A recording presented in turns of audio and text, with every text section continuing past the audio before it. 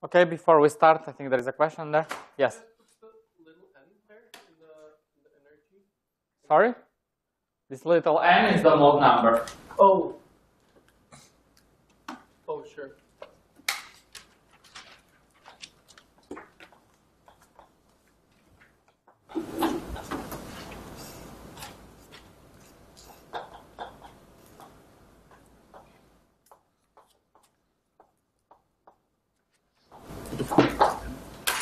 So Pedro, last time when you drew these, oh no, you're doing the same thing this time. Sorry. Well, no, yeah. Last time when you drew these,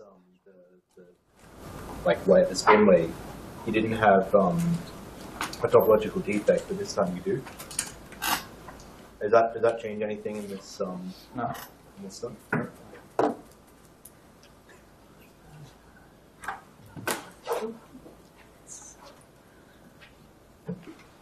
Any question?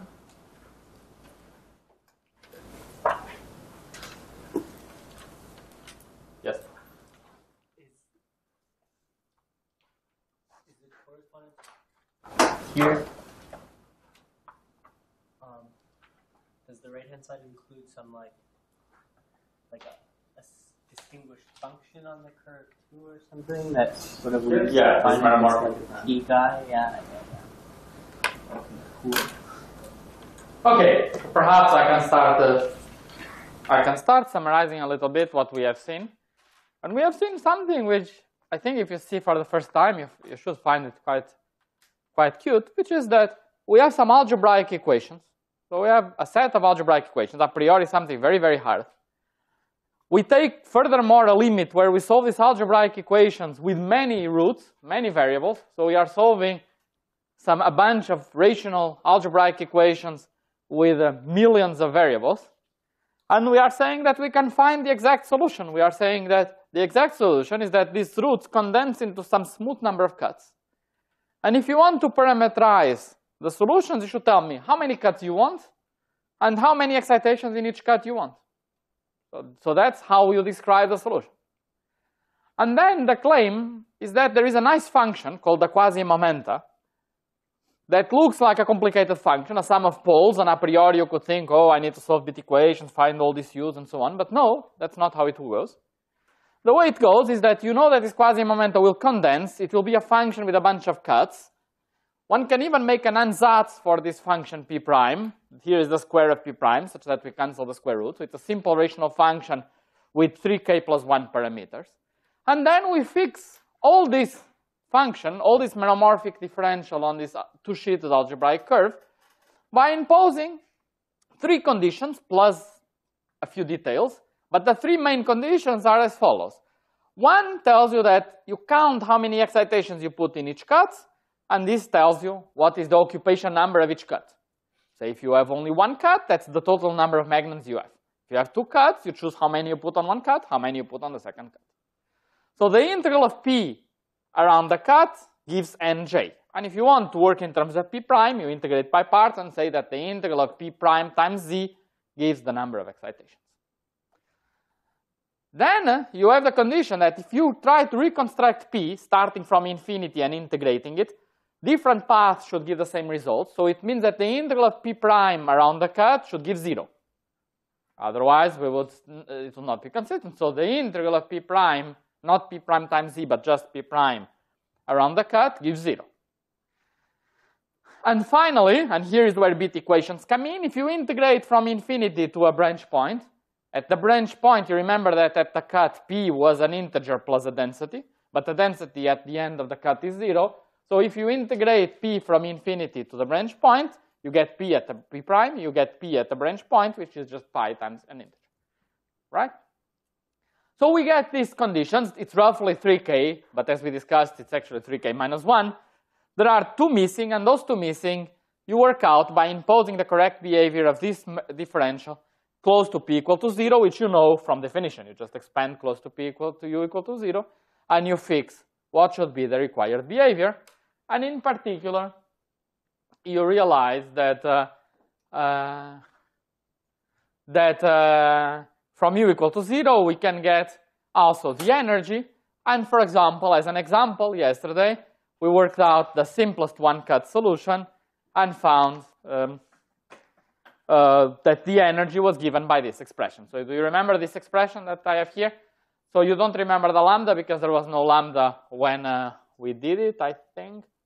Okay, this lambda is related to whether we compute the energy when we say it is sum 1 over uj squared plus 1/4. This is what we used, right? But in fact, if we put a lambda in front of the Hamiltonian, you should put a lambda here. Then you say that you go to the derivative, and then you multiply it by lambda. So I'm just putting back the lambda that was not there yesterday, but this is just normalization, how you normalize your Hamiltonian, right? So this is for an Hamiltonian, which is minus lambda sum of the scalar product, Sn. Okay? And you remember this solution, so it was given by the mode number, the filling fraction, which is the fraction of spins down versus total number of spins, pi, which is 3.14, and the length of the spin chain. Okay, and it is a low-lying excitation. It goes like 1 over the length, which is what we expect. We expect all these solutions of this algebraic equation to have an interpretation in terms of a slowly changing field, fields that change very slowly, such that locally, when you look at a bunch of spins, it looks like you are in a ferromagnetic vacuum. So there is a very, very low energy cost towards constructing these solutions, which indeed is what we see. Okay? Another thing we saw yesterday was the connection between real-time evolution and stationary states. By the way, did you see? Did you watch it on PSI? Yes. Okay, very good. It's better than what we discussed, right? Very good. Now, any question about this? No? So now, the next step is the following. What we are going to do is consider now the effective low energy field theory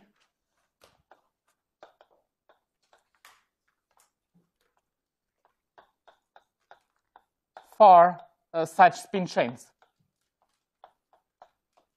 So we will take these spin chains and derive the low energy effective field theory. Okay? If you want, that's the box number 3. That's what we are going to do today. And tomorrow, we will find how this effective field theory is again related to this nice piece of algebraic geometry. Okay? That's the plan.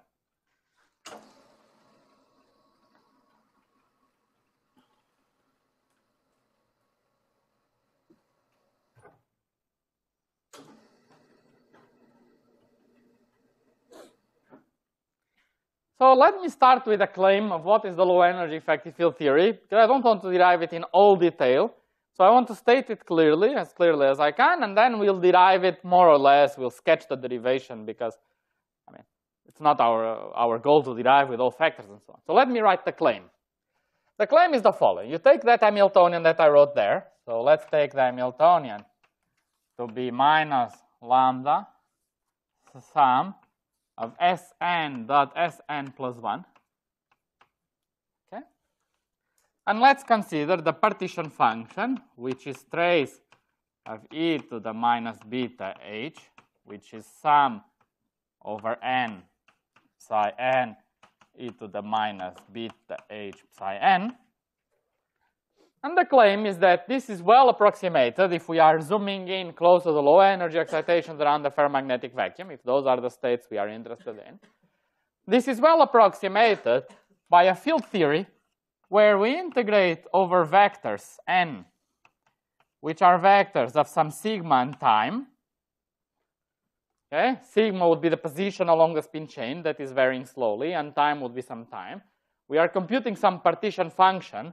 So the idea is that we will have some periodic motion, n of sigma 0 will be equal to n of sigma beta, as with any path integral with some finite temperature. We have periodic motion in the imaginary time direction. And then there is an action which contains 3 terms, if you want. One is a kinetic term.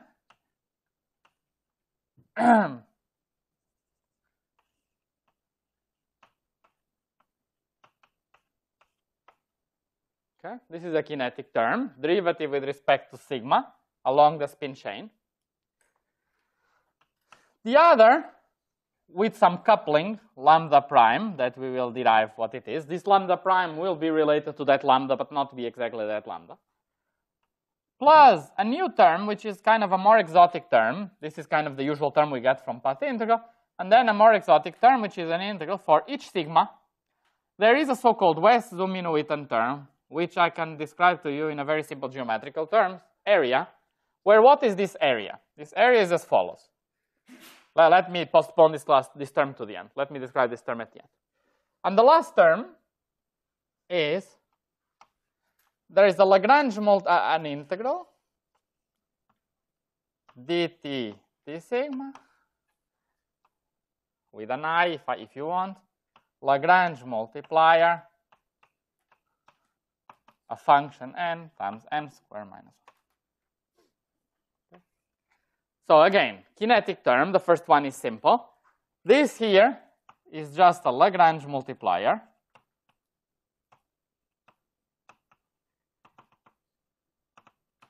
So all this term is doing, if you want, is just a mnemonic. All this term is doing is ensuring that n is a unit vector. Okay, that we have a unit vector, a vector on the sphere. This Lagrange multiplier is just a representation of the delta function, if you want. I could ignore this last term and say that in my path integral, I integrate over vectors that are on the sphere. Okay?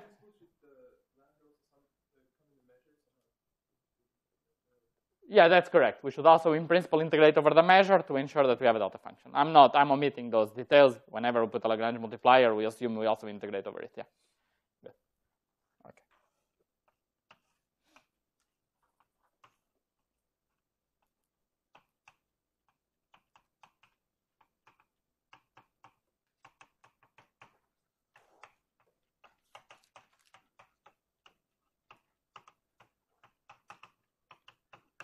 Okay, so either we think that we integrate over Lagrange multiplier, or we just say we integrate over solutions over unit vectors. And now, what happens is that for each sigma, this vector n, it's a vector on the sphere, so it starts at some position at t equal to 0, or at t equal to beta, because the solution is periodic. And otherwise, as t goes from 0 to beta, this vector n draws some surface, right? It points, it changes as t changes, and there is an area here. Okay? And this is the area of this surface here. Okay?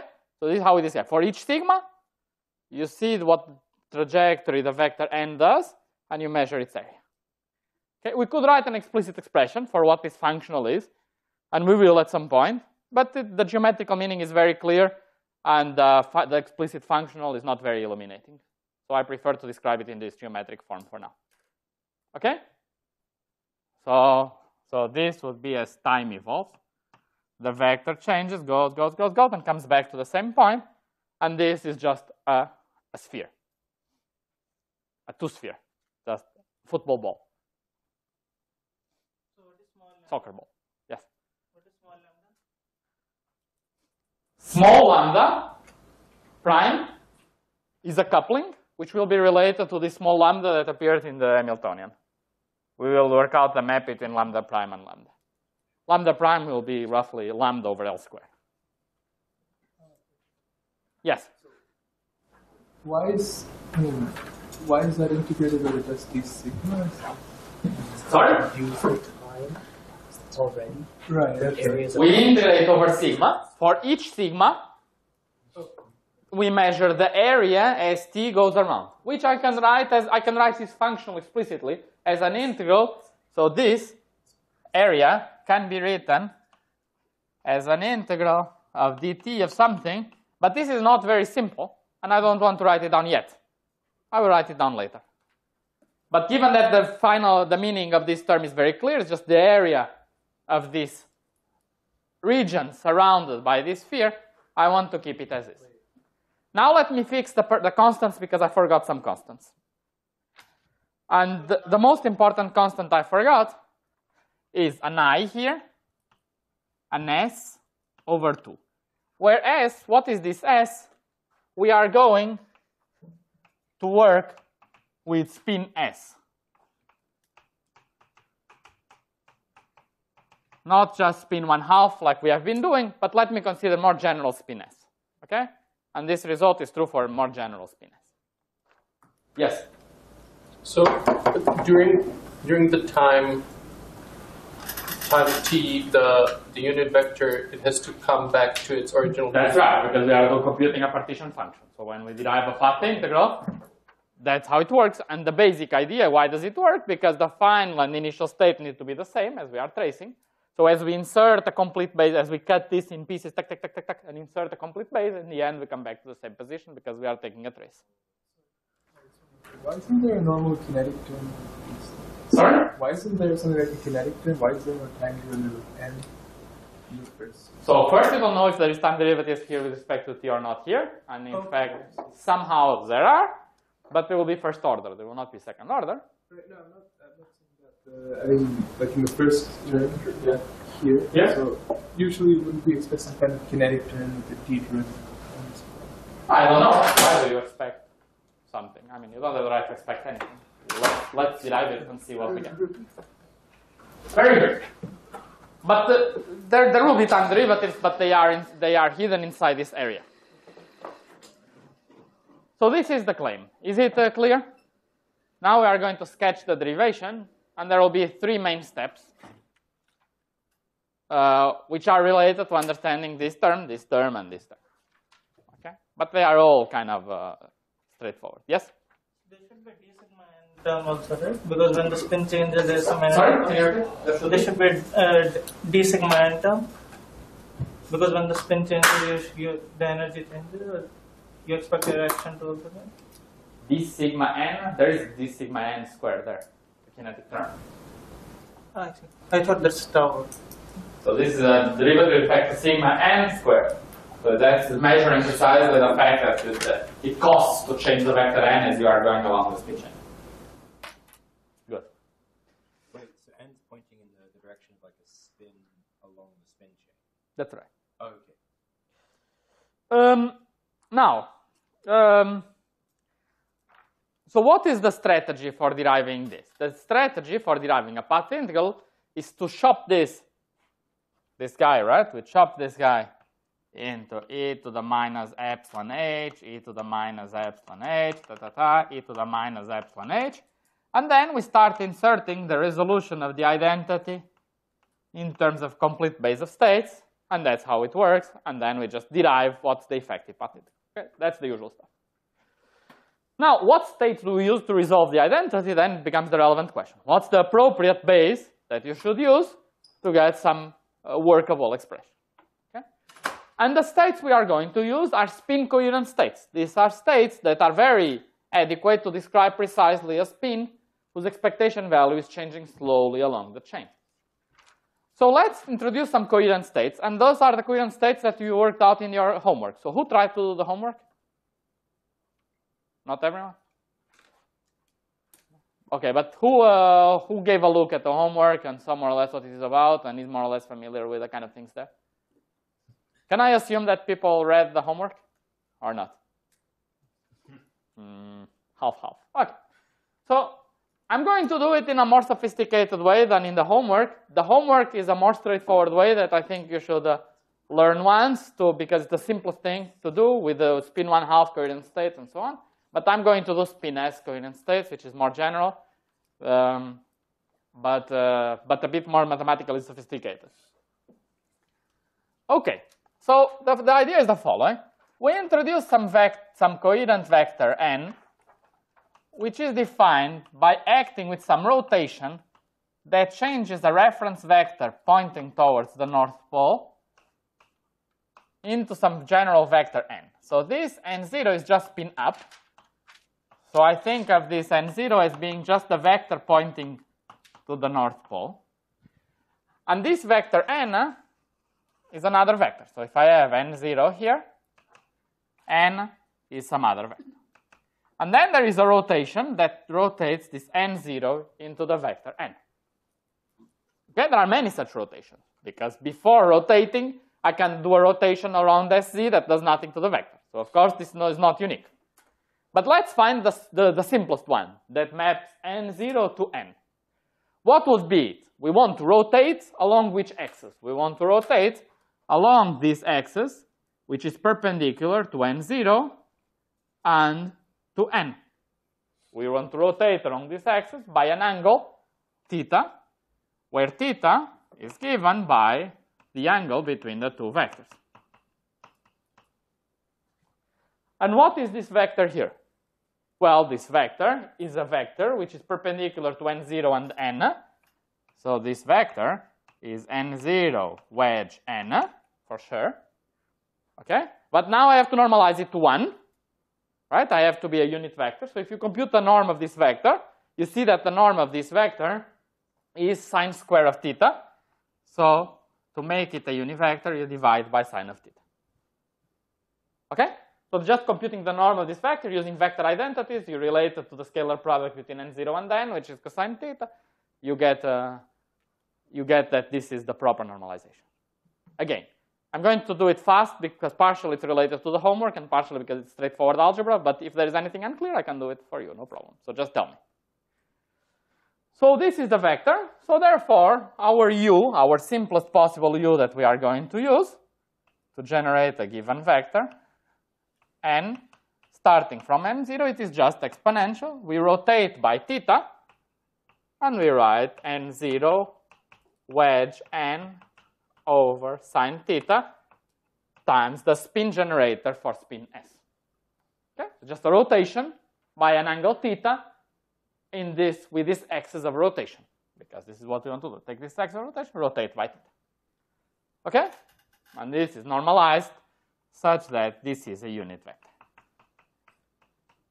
Some of you did the homework and said there is a minus here. I trust you. I'm not paying attention to such things. So our state is just exponential of I theta n0 wedge n over sine theta dotted with a spin generator acting on up. And if the spin is 1/2 and this spin is just the Pauli matrices, you can compute this exponential explicitly and write down explicitly what it is as a linear combination of spin up and spin down. And this is what you did in the homework. And then the rest of the derivation becomes much simpler because you have an explicit state without any exponential. It's just something times up plus something times down. And then everything we are going to do is rather straightforward. If we want to work with general spin S, we have to think a little bit tougher. It's a bit more complicated, but that's what I want to teach you because I think there are some nice ideas that are very general and that I think are useful in other kind of contexts. So I want to tell you how to do it for general spin. Okay? But again, I want to emphasize it is spin 1/2. So this, for spin 1/2,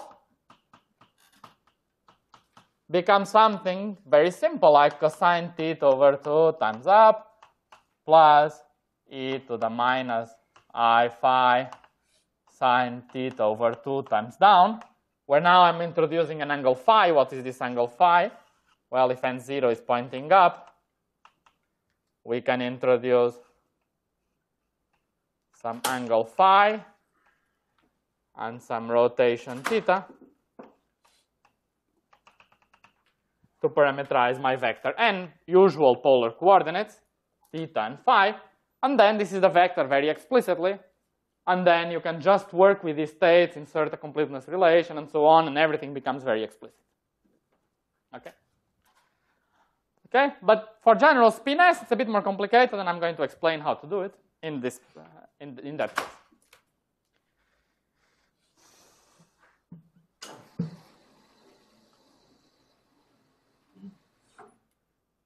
So what is the basic thing that we need? The basic thing that we need is to understand, so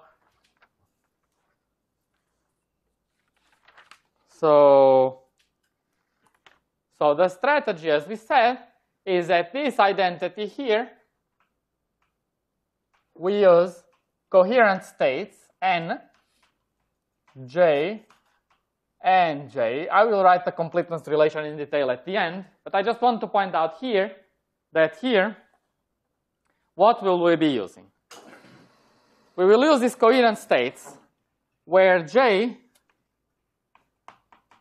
runs from 1 to beta over epsilon, which is the number of steps we choose to discretize. Then we'll take n to infinity to have a smooth discretization. Okay? So this is how our time will emerge. So t will be just this j over n. Okay? So this is how we'll get a smooth time. And there's also an index a that I should put here, a. And this is a spin chain site. So a runs from 1 to L. Okay? And this will give rise to a sigma, which will be equal to j over n. So there will be two parameters. And often we will omit the index a. Okay? So there is, for each n, I should think that I'm doing it for each site of my spin chain. But what's important right now when we are discussing this discretization, the time is more important. So sometimes I will omit the spin chain index a. So if I don't put it upstairs, you can put it. I just don't want to drag spins around. But sometimes I will put. Now, what other property do we need about these coherent states? What's the crucial property about these coherent states? The crucial property is that if we measure the spin on the coherent state, this is really the crucial property. If we measure the spin on the coherent state, what do we get? Before rotation, if we measure the spin, we get 1 if it's SZ, 0 otherwise. So we measure the vector n0. But now what we have? We rotate and measure again. So it's clear what we get. After rotating, we get n. Okay? And with normalization s, where s is the spin. This is a number, it's not an operator. Okay? Is it clear? Because we start with a n0, so if n is equal to n0, we just get 0, 0, 1, which means that you just measure component sz. Otherwise, we rotate, so after rotation, we measure component n. Okay? So this is really the crucial identity. You can show it. You can just measure s and show it. And this is really what makes this coherent, these spin states very powerful. Because they allow us to compute very easily expectation value of spin operators, and Hamiltonian is made out of spins, so it's very useful to use a base where such things become very simple. Okay? Good. So now we have the main ingredients. We have the definition of the coherent state and the most important property that these states satisfy. Now, what is the main building block then that we need? What we need to think about is about what is the expectation value of nj, and then we do a small evolution, e to the minus epsilon h, nj plus 1. Right? So this is what will be in the middle of the sandwich when we'll be deriving our path integral. So what is this equal to? This is equal to the scalar product nj plus 1 minus epsilon scalar product of nj Hamiltonian. And here, because we already have an epsilon, we can replace the nj plus 1 by nj. The error is epsilon squared. So there are two terms. This one you normally don't worry about, because normally you have orthogonal states. But here this is an overcomplete base of states, these coherent states. So we have to take care of this. This thing will be 1 plus something small, and that something small will be important. Okay? So this thing here will be 1 plus dot, dot, dot. But this dot, dot, dot is also important. We cannot discard it. Okay? Whereas the second one is just the usual term that we always compute when we derive path integral. So let's start by the second one, which is the simplest one. Okay? Now, the second one, this is the easy. This is the easiest. So what do we get? We just sandwich n between the Hamiltonian, but n between a spin just measures the vector n. So this just gives lambda times sum from a equal 1 up to L S square times N A dot N A plus 1. Okay? At step J. Now I'm omitting the index J and highlighting the index A. Okay? Is it clear? I'm just using the defining relation. Okay? So whenever I put n between the spin, I get S times the n vector. So this is the result we get. Is it clear? Now, this is equal to L times S square lambda over L square times 1 over L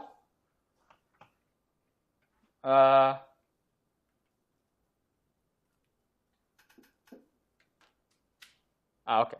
I want to do it a bit slower. Good.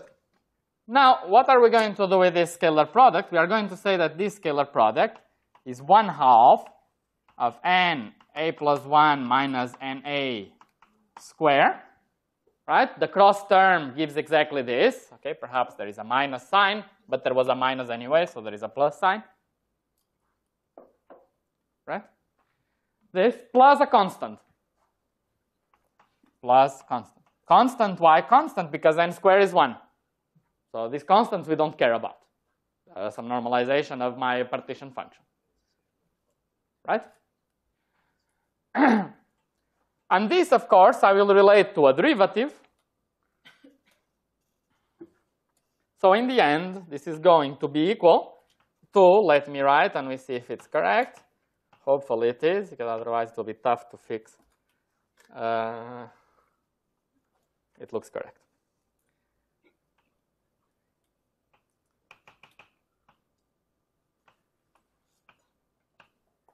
We convert that difference to a derivative. Then when we do it, we get this difference is the derivative times 1 over L. So we get these powers of 1 over L squared. And this thing is just L times an integral, d sigma, from 0 to 1 of d sigma n squared. And we do this for each time.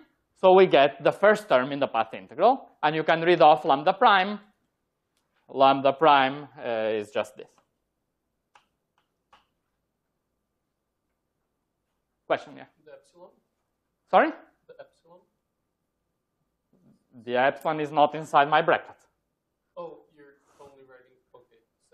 Then you multiply by epsilon and you sum over t. That gives the second integral over t. Any other question? Okay, so I'm just highlighting the derivation. I don't want to go into detail because it's a bit painful. Now, the claim is that this term here, so we understood one term.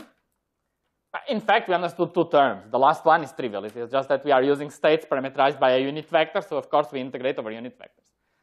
Okay, but now the interesting term is that this term here, this will lead to the area.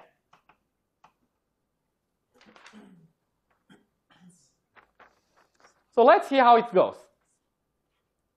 Okay, let's see how it goes. So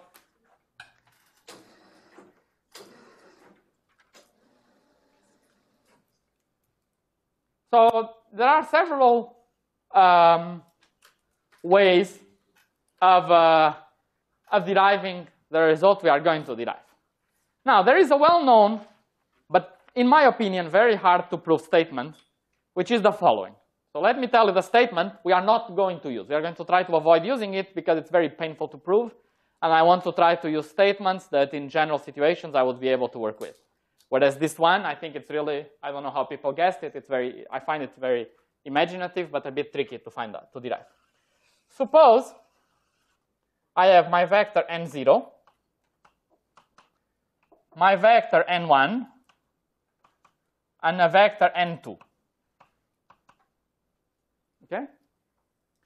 And now I draw what people call the spherical triangle, which means that I unite these points by geodesics, so by arcs that are equators of the sphere. So I consider what's called a spherical triangle. Okay, so these are all geodesics of the sphere. Okay, and I consider this region here. Okay, and now the claim is that the scalar product between n1 and n2 is equal to e to the is times the area of that triangle times an absolute value, which is something times the absolute value of the scalar product. This can be written down explicitly, but this is of order n2 minus n1 square. So if the vectors are close to each other, this is 1 plus something quadratic, so we don't care when we derive a path integral. Okay, but this is the simple part, actually. This can be written very explicitly. Okay, this is, I forgot exactly the details, but okay, I have the tutorial, so it's in the tutorial. Actually, it's not. I asked you to show what it is, but I think it's something like 1 minus n1 minus n2 over 2 squared to the power of the spin, something like this, of this sort. The point is that it's quadratic when the distance is very close. But this is very explicit and simple. But there is this nice result that if you take these coherent states that depend on the reference spin where you started n0 and you rotate, they have some memory about of n0, and they have the memory in the sense that this is the statement. The scalar product between the two give the area of this triangle. Okay? Now, if we were to buy this, then it would be straightforward to derive. Now we just have the area of a very small triangle, very thin triangle. We multiply several of them. We measure the full area of the spherical cap. So if we could use this result, it would be very easy to derive the area term. But I want to derive this result in a particular limit, the limit that we need, which is the limit when n1 and n2 are very close to each other. And because that's what we need to derive the path integral, when we have nj and nj plus 1, which is very close to nj. Yes? How is, I mean, you could, why is n not special here? Why have we got some other... Sorry? Why is n not special here? Why? Because this is how the coherent states are defined. The coherent states are defined by starting with a vector n0 and rotating starting from it. You see? Imagine, look there where I defined it explicitly. That state is written in polar coordinate. It knows where the North Pole is. Okay? So is the claim clear? I'm not going to prove it, but you see immediately that this will be very easy to do if you have spin 1/2. Because if you have spin 1/2, you just compute the scalar product of two such vectors.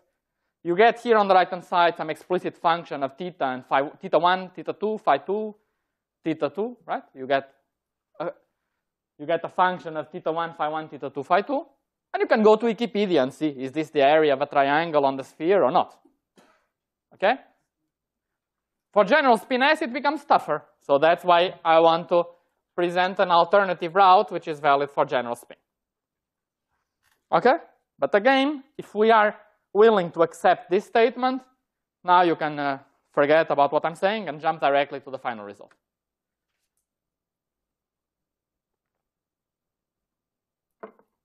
So now I want to tell you, the reason why I want to do this general spin is that because I think there are a couple of things that I think are very general that people don't know and should know. For example, suppose I have an exponential of an operator. Okay? And I want to ask, what is the variation of an exponential of an operator? How do I compute this variation? I have exponential of an operator and I vary it a little bit. What is this? Does someone know?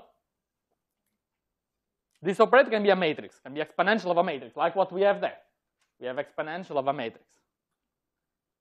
So suppose I have exponential of a matrix, so right, which is 1 plus matrix squared, What is the variation of the exponential of a matrix?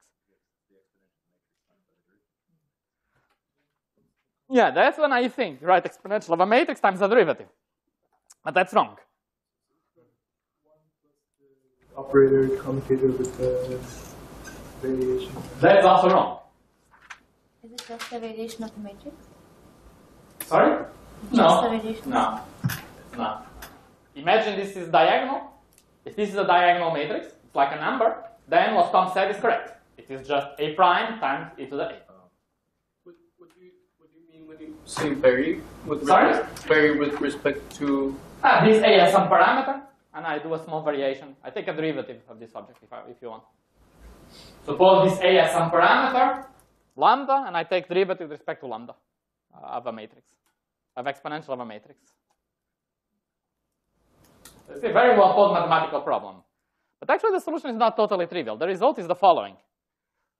The result is that the variation of this is an integral from 0 to 1, e to the a times 1 minus t, variation of a, e to the t times a. That is, you have to vary, but you have to take into account that variation of a doesn't commute with a. So you cannot put derivative times exponential of a in the end or in the beginning. You have to put it anywhere and average it out. This is the correct result. How would we check that this result is correct? Well, we just say that this here is variation of 1 plus a squared over 2 plus a cubed over 3 factorial plus tac. And then what is this? This is delta a plus, and then you have a delta a plus delta a over 2 plus dot dot dot. Right? And then you just check that when you expand the right-hand side and also do the integrals over t explicitly for each term, that you generate the right combinatorics on the left-hand side. That you generate a delta a plus delta a, and on the next term that you generate delta a in the beginning, in the middle, or in the end. This is exactly what comes out of this integral with the right combinatorics. Okay? It's kind of fun because it's a bit non-trivial, such simple thing. This is mainly the reason why I wanted to tell you about this. So now, we can use this and a bit of geometry to solve this problem. So now with a few pictures and this known fact, we can easily solve our problem. Now what we want to compute is exactly of that form. We have n, and then at the next step, we have a vector that changed a little bit, n plus delta n. So here we have an exponential, and here we have a small variation of an exponential, right? When we define the coherent state. So in the second cat, the operator changed a little bit. Okay? So what do we have? We have, let me write the formula, and then we will see if we agree. We have that this is equal to the integral dt from 0 to 1. And then we have n0, which is spin up. Then we get e to the minus I theta t, n0 wedge n over sine theta dot s.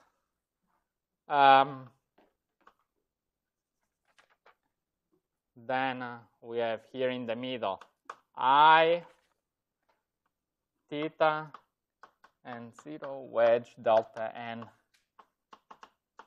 over sine theta dot s, and then e to the I theta t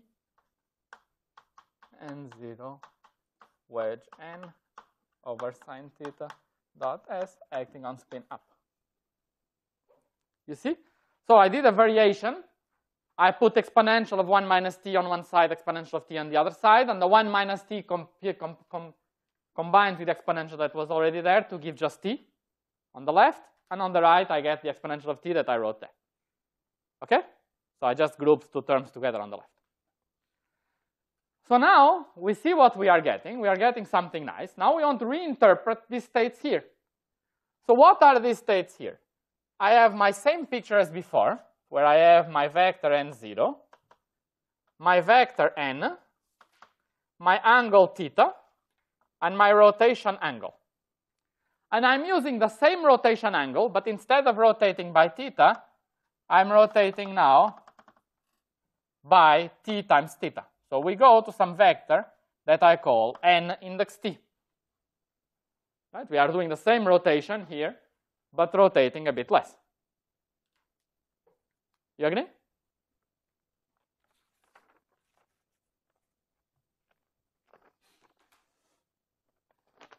So the result that we get is a cute result. So we get I theta n0 wedge delta n over sine theta. All this I take out of this expectation value. What did you on the left-hand side of it, you've got a times 1 minus t. That's right. And I combine the 1 cancels the exponential that I have here to define the bra, and the t survives. Okay, sorry. So I get this term that I take out times the integral dt from 0 to 1. This is a dot product here of the vector nt times the spin s, which I can put out as well.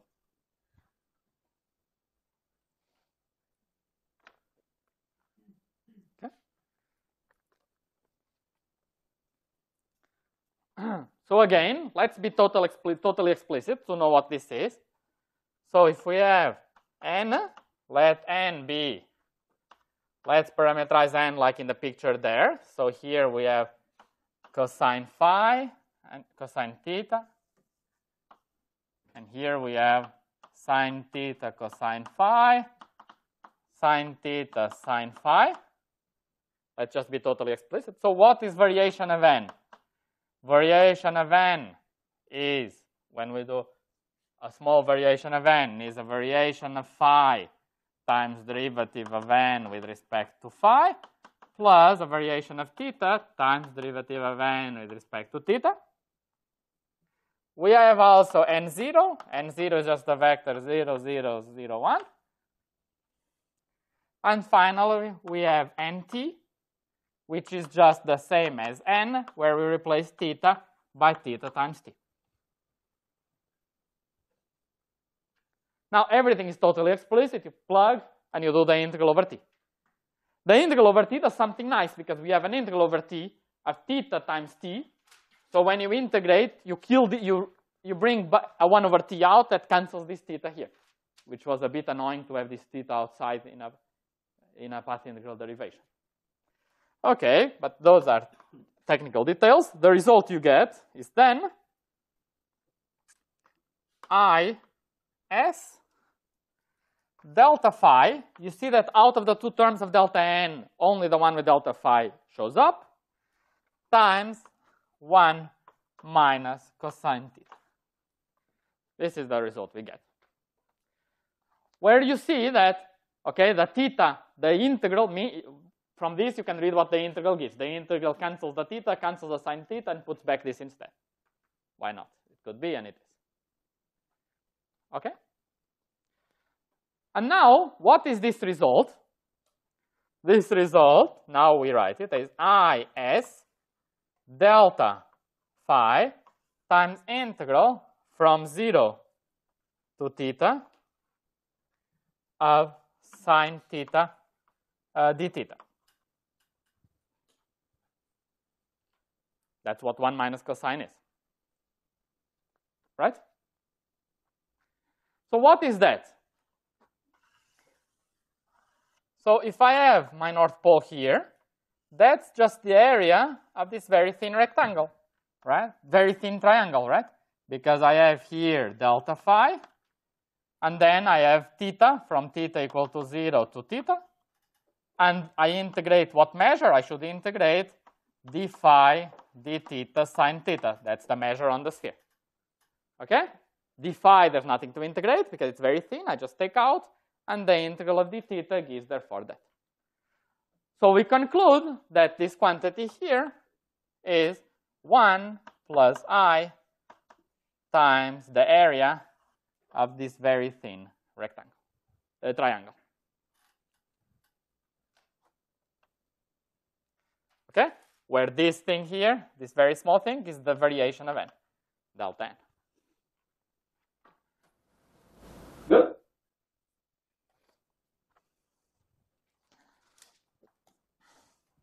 So then, when we combine all this together,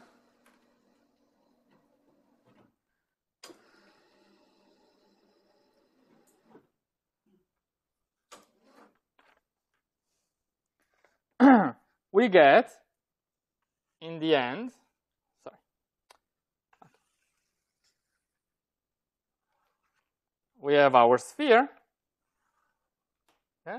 We have our vector n0, our north pole. And then we are measuring the area of this triangle, and then this triangle, and then this triangle, and then this triangle. So triangle by triangle, we are just measuring the full area of this region. So this goes indeed to exponential of IS times the area as we go around this vector.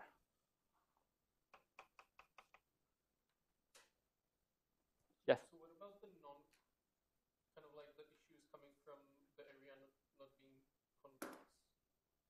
If you know what I mean, if, like, you can't reach anywhere, like, you can't reach on all the points in the boundary from the North Pole.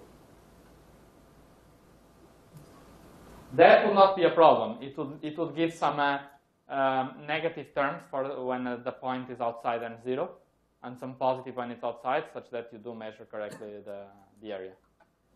The question is the following. So what if I'm measuring this area by starting with this point here, right? And adding the area of triangles. But then what do? You do this area, which is wrong because part of it is outside, but you are then going to subtract this area. So this comes with plus, this comes with minus, so in total you are measuring the area inside.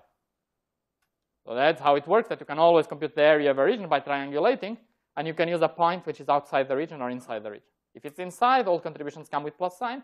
If it's outside, then when they are inside or outside, they come with plus or minus sign, and you still measure only the area inside.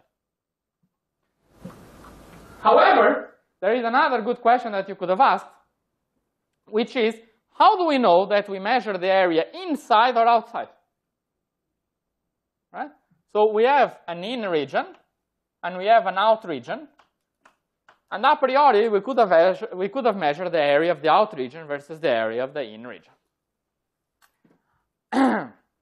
And it is all consistent, and that's quite so let's make a few comments. So first comment, in versus out. But what we have is e to the is times area. And if I have the area of some region like this,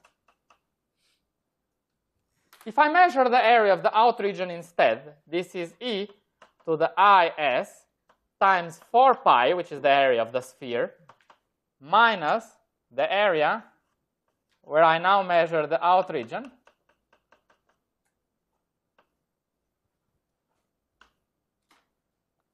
But 4 pi times spin is irrelevant if spin is half integer. So this is irrelevant. It leads precisely, this is how we understand in this language, that spin needs to be quantized. It's how we would understand spin quantization in the language of path integral.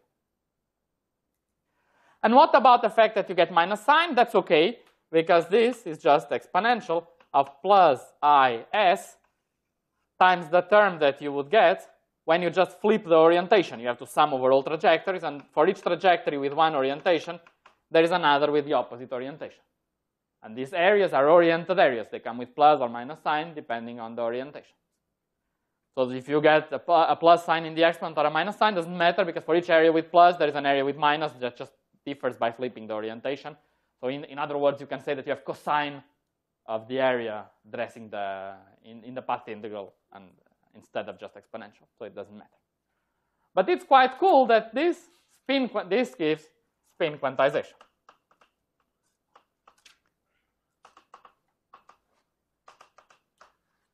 So that's one comment. And the second comment is that you see that you could have worked out explicitly what this area functional is. We did it. We used at some point explicit polar coordinates, but you could have kept an arbitrary vector n0 and worked a bit harder and so on.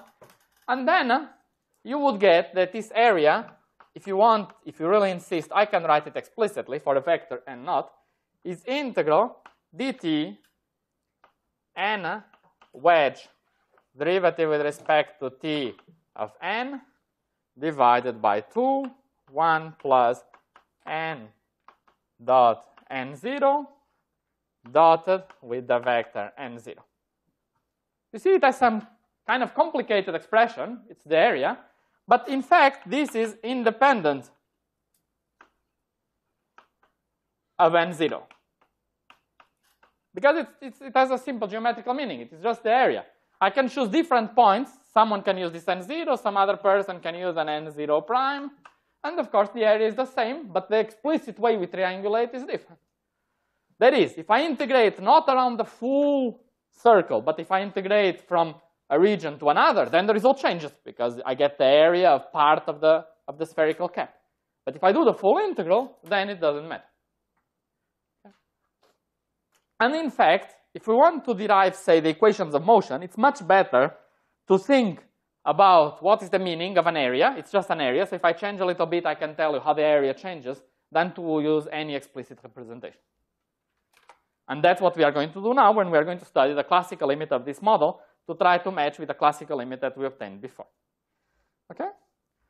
So this is how this area comes about, and the final comment is the completeness relation that I promised, which takes the form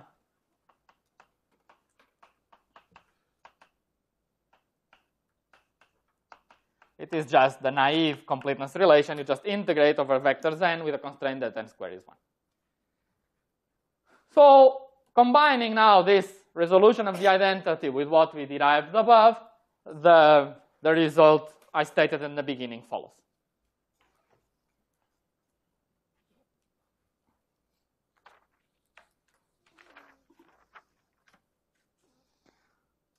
Okay? So now to conclude, I would like to describe a little bit the equations of motion. So now let's study a classical limit.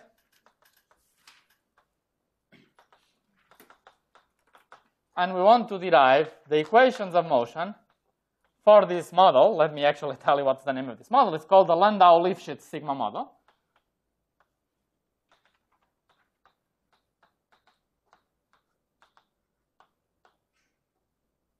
And what are these equations of motion?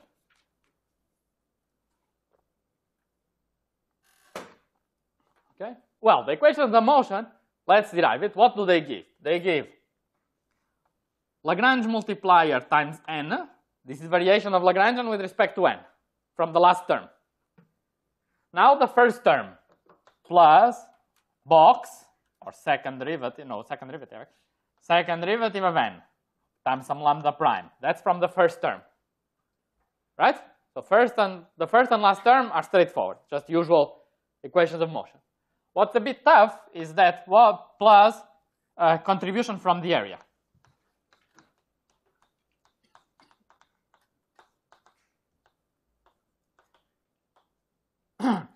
Now, the contribution for the area, it's easier to do variational method and just say, what's the variation of the area?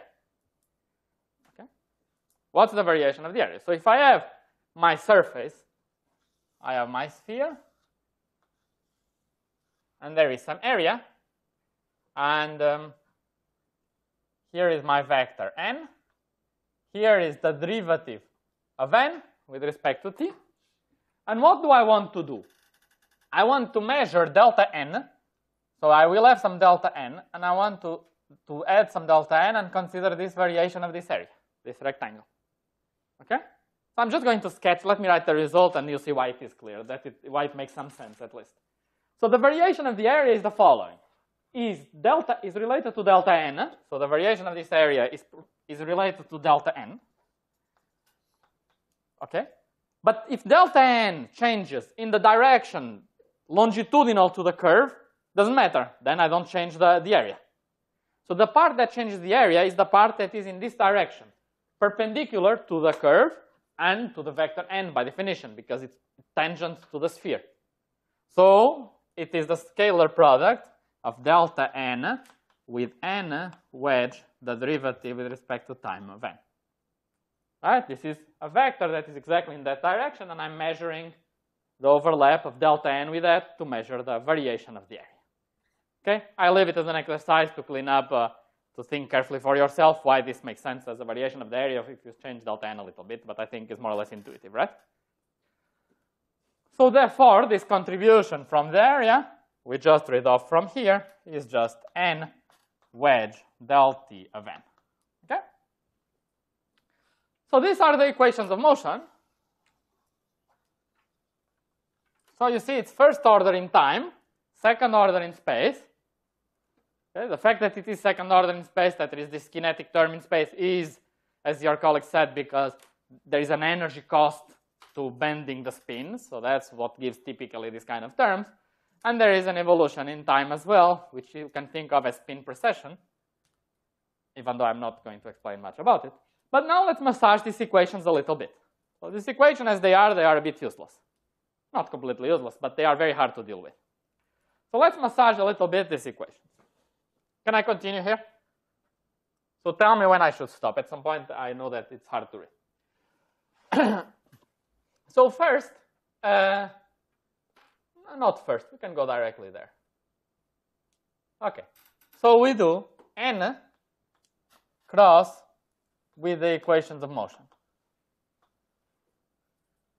And when we do it, we have something nice. We have, let me claim, that n wedge, n wedge n is equal to 0, of course. Because you remember, n wedge n is equal. But more important is the last one, edge, wedge, n, wedge, del T of n. Because this gives, for any vectors n, let me write an identity. N dot n times del T of n minus n dot del T of n times n. Okay?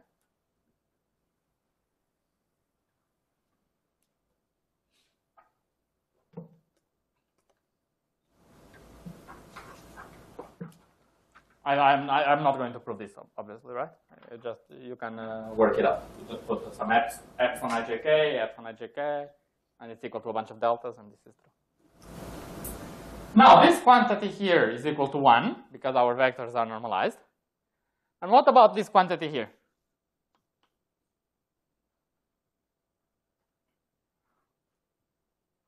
N dot del T of n. 0, why? Very good, because the velocity is on the surface, so it's perpendicular to n. That's the physical answer. And the mathematical answer is that the derivative of 1 is 0, and the derivative of 1 is del n dot n.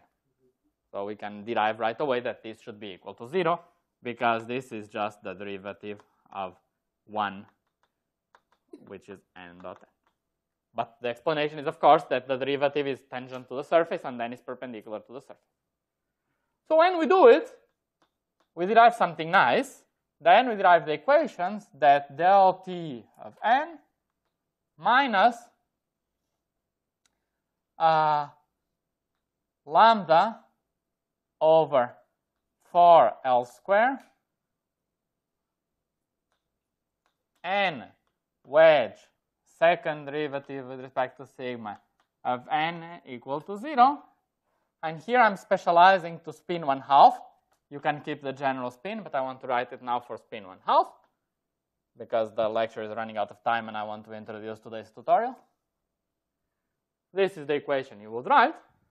And if you know this, then you can compute the energy, which would be just the integral d sigma of derivative of n squared.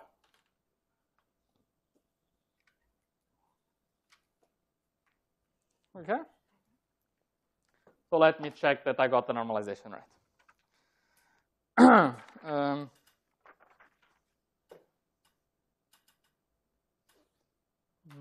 No, it's wrong. It's a factor of 2.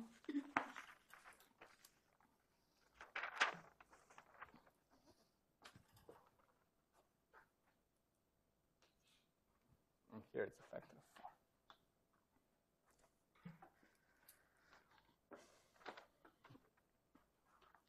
4. Okay. So the claim now is the following, is that if you find all solutions of the equation, now there is an interesting claim, is that if we call this our box, then we can add to our claim over here that there is a precise correspondence between any solution of these equations of motion, and they will be in one-to-one correspondence with algebraic curves with prescribed analytics. So the idea that there is a very simple equation for a spin precessing, evolving in time and changing along the spin chain, and the claim is that I can map each solution of those equations of motion to one precise algebraic curve, thus establishing what we wanted, which is to understand the classical limit of this model directly. Okay? And in particular, you remember that we saw this very simple solution, this one-cut solution, which we said we should think of it as kind of one mode of my field being excited. And today in the afternoon, we will look for the simplest possible solution to those equations, which will be a solution of this equation that looks like one mode excited. And you will take this solution, plug it into the equations of motion, see how you can solve these equations of motion and tune all the parameters such that you can solve these equations of motion. Once you do it, you compute the energy, and you will find exactly that expression there that we got from a totally different algebraic perspective. And you will start seeing the sign that things should be related, that it cannot be a coincidence. You cannot get all these factors precisely on the nose, exactly that expression from that point of view there. And tomorrow we connect the left and right blackboards. Okay, good. Any question?